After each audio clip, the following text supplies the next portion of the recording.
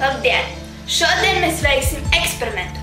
Vai tiešām sula tetrapakā pasargā sulu no saules stariem un tā ilgāk ir svaiga.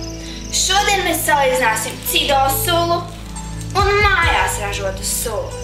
Tas tāpēc, lai salīdzinātu, kura sula ir veselīgāka, cidosula vai mājās ražota sula. Cidosula ir ražota ar koncentrātiem, bet mājās ražota sula ir gatavota no svaigiem pašmāju tomātiem.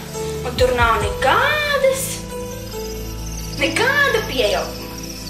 Tātad, šeit mums ir cidosula glāzīte un zem šīs pārgrieztās tetrapakas ir vēl viena cidosula.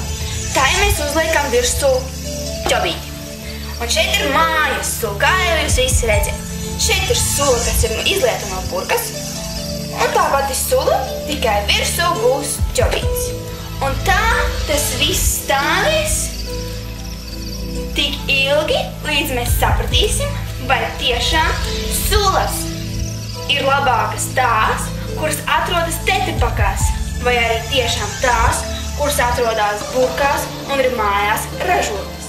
Mūsu eksperimenta mērķis ir noteikt, vai tetrapakas pasargās sulu un vai tā ilgāk ir svaiga.